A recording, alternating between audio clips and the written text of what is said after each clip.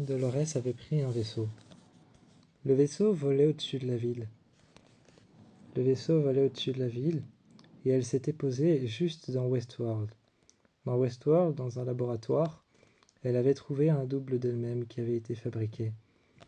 Ce double de elle-même qui avait été fabriqué, qui ne possédait pas encore de corps, il fallait lui en fabriquer un. Il fallait lui en fabriquer un à l'aide des hôtes, près d'un laboratoire.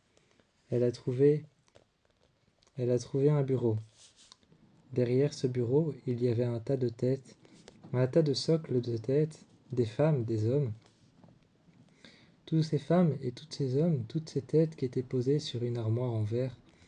Elle en a retiré une et a trouvé son visage. Avec le bureau, elle s'y est assise.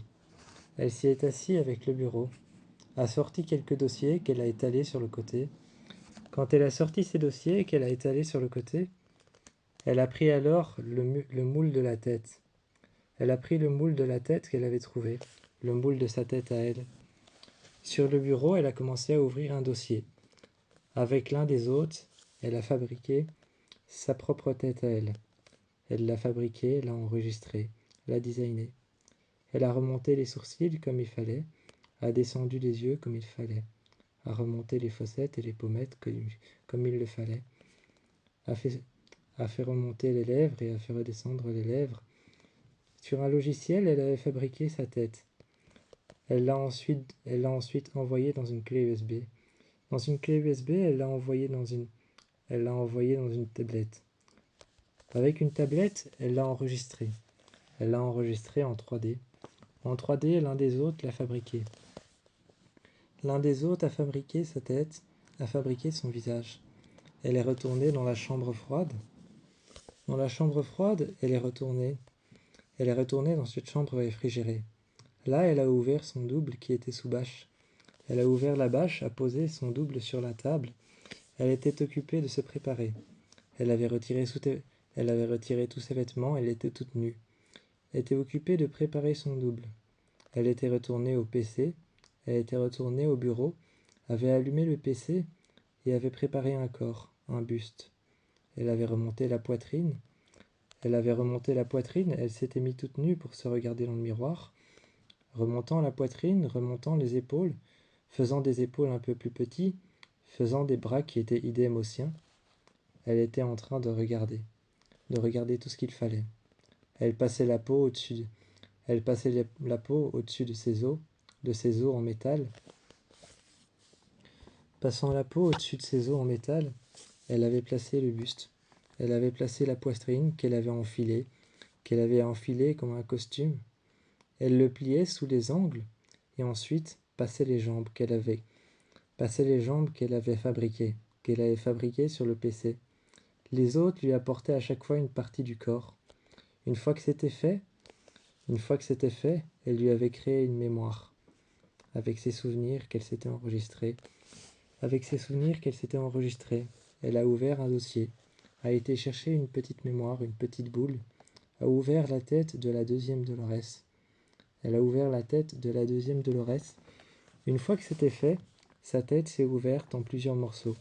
Un fragment de l'œil droit, un fragment de l'œil gauche. Au milieu, sa mâchoire inférieure et supérieure. À l'intérieur, elle a placé son intelligence. Elle a placé son intelligence à l'intérieur, a refermé sa tête qui s'est refermée. Elle a regardé sur le côté et elle l'a réveillée. La première chose que la deuxième Dolores avait vue, c'était elle-même.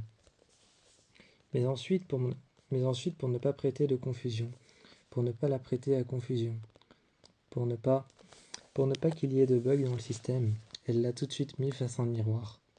Elle s'est regardée nue, elle l'a habillée. Elle est allée chercher des vêtements dans une des salles de fabrique des personnages. Dans l'une des salles de fabrique des personnages, des hôtes du parc lui ont emporté les vêtements. Elle a cherché les vêtements de Dolores. De son ancienne elle, et elle les a prises. Elle les a mises sur elle et l'a emmenée dans le parc. Elle l'a emmenée dans le parc et a attendu les premiers visiteurs. Les premiers visiteurs sont arrivés en train et ont commencé à visiter le parc. Elle l'a laissée là pendant que elle continuait pendant que elle continuait son armée. Elle continuait à dupliquer son armée. Elle continuait à dupliquer son armée. Ensuite, elle réveillait d'autres hôtes. Elle réveillait d'autres hôtes et rentrait à l'intérieur. Elle rentrait à l'intérieur des salles avec les tables. Elle réveillait d'autres hôtes et en fabriquait encore d'autres. Ceux-ci n'avaient pas de corps, juste une tête. Juste une tête et des épaules. Le reste de leur corps n'était qu'un mécanisme en métal. Le reste de leur corps n'était qu'un mécanisme en métal. À l'intérieur, elle leur avait écrit une conscience complètement vide qui n'avait pas de sens ou de dénouement. Cette conscience était vide, uniquement fabriquée pour tuer. Uniquement fabriquée pour tuer. Elle n'avait pas de dénouement. À la fin de son histoire, ce n'était pas qu'elle retrouverait son père, ou alors qu'elle réussirait à sortir de son cauchemar. C'était une conscience qui était complètement vide. Cette boucle qu'elle leur avait écrite n'était pas réellement une boucle, plus un cercle vicieux qu'elle leur avait écrit. Ce n'était pas une boucle dans laquelle ils étaient coincés. C'était un cercle vicieux qui continuait encore et encore. Ils n'avaient pas de questions à se poser, ils n'avaient pas de honte. Pas de questions à se poser. Ils tiraient pour tirer et tuaient pour tuer. Il n'y avait rien à quoi ils pensaient lorsqu'ils avaient tué quelqu'un. La première mort pour eux n'était qu'une simple mort. Ce n'était pas un choc qui pouvait leur être fatal mentalement. Lorsqu'ils voyaient un mort, ils le tuaient sans sommation, sans même se poser de questions. Elle leur avait écrit un cercle vicieux. Tuer, c'est tuer. Quand on est mort, on est mort. Quand on meurt, on meurt. Elle avait simplement écrit un code à l'intérieur de la conscience qu'elle avait créée. Le seul code qu'elle avait écrit, c'était que lorsqu'ils mouraient, ils savaient être réincarnés dans les laboratoires. Ce qui leur donnait le pouvoir de penser comme ça, de tuer, sans même avoir de regrets. Avec ces hôtes qui n'avaient pas de corps, juste un alliage en métal en dessous de leurs épaules, elle est arrivée dans Warworld. Elle a commencé à tuer toutes les personnes qui se dressaient devant son chemin, afin d'arriver devant les bureaux de Insight. Il y avait cette musique étrange partout autour d'elle. Qu'à un moment, qu'elle a regardé venir d'une tour.